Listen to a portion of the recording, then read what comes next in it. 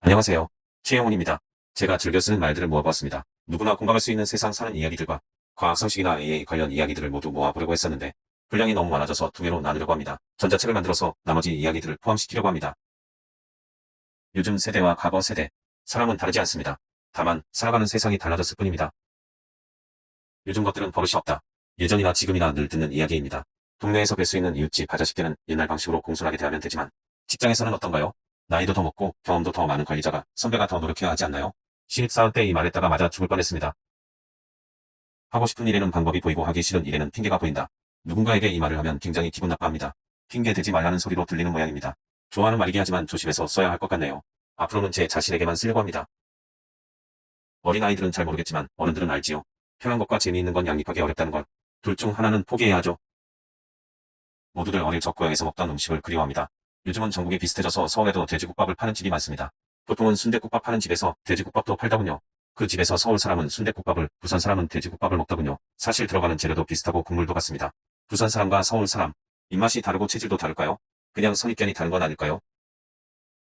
소비자에게 전달하고 싶은 사항을 제품에 표시하고자 할 때, 요즘은 바코드나 QR코드를 생각합니다. 글자를 인쇄할 때보다 자리도 덜 차지하고, 요즘에는 누구나 스마트폰으로 바코드나 QR코드를 쉽게 읽을 수 있을 테니까요. 하지만 가끔은 제조업체가 바코드나 QR코드를 언제, 어떻게 적는지를 잊을 때가 있습니다. 바코드나 QR코드는 내용물보다는 포장용기나 포장재에 적는 경우가 더 많지요.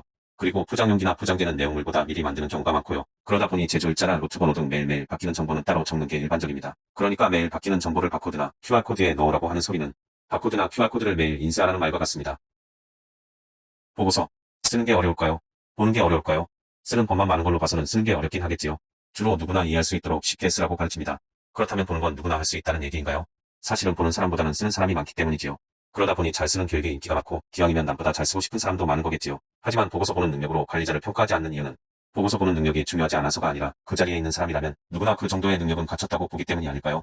남의 글을 잘 보는 능력은 한두 시간 교육이나 한두 가지의 팁으로 쉽게 길러지지 않지요. 직장인으로서의 소양 중 전문 영역이 아닌 아주 기초적인 소양입니다. 그러니 부하 직원이 쓴 보고서가 잘 이해되지 않는다면 보고서 쓴 사람에게 쉽게 써라라고 나무라기 전에 내가 모자란 건 아닌지 생각해보세요. 부하 직원의 업무를 다 이해하고 있는가? 누구나 아는 영어를 나만 모르는 거 아닌가? 오래전에 갈고 닦았던 독해 실력이 무뎌진 건 아닌가? 보고서를 잘 못 보는 탓보다 잘 못 쓴다라고 더 많이 탓하는 것은 공무원 사회의 고질적 병폐 중 하나가 아닌가 싶습니다. 보는 사람이 쓰는 사람보다 상급자인 경우가 많기 때문이지요. 하지만 명심해야 합니다. 하급자도 속으로 비웃을 수 있다는 걸. 철학적인 의미에서 해석과 GMP의 차이점이 뭐지요? 여기에서 철학이라는 말의 의미는 학문으로서의 철학이 아니라 개통철학과 비슷한 어감으로 쓰인 말입니다. 유식한 척하는 사람들이 아주 쉬운 말을 포장할 때 흔히 사용하지요. 즉, 위의 질문을 다시 표현해보면 해석과 GMP의 차이점을 쉬운 말로 짧게 표현해보세요. 입니다. GMP 즉 Good Manufacturing Practice는 그 이름에서도 나타나듯이 처음부터 끝까지 철저히 관리하자입니다. 한편 해석 하자드 어널러서스 크리티컬 컨트롤 포인트를 직역하면 위의 요소 중점 관리 기준 정도이죠. 어렵게도 어렵지요. 쉬운 말로 다시 옮기자면 문제가 될 우려가 있는 뿐만 철저히 관리하자입니다. 이 두 가지를 공부하는 학생들에 비유해보겠습니다.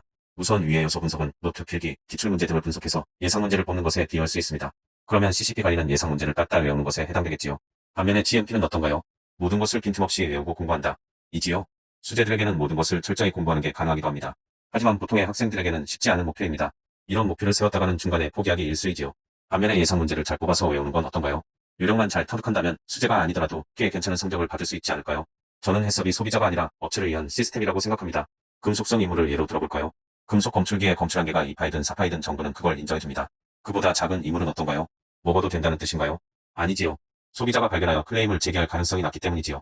업체의 현실적인 어려움을 감안한 겁니다. 정말 소비자를 위한다면 작은 이물도 철저히 관리해야 하겠지요. 나사가 해석을 개발한 목적이 우주인의 웰빙이었을까요? 우주선을 조종하고 관리해줄 끝까지 살아있을 비행사가 필요했을 뿐이었던 겁니다.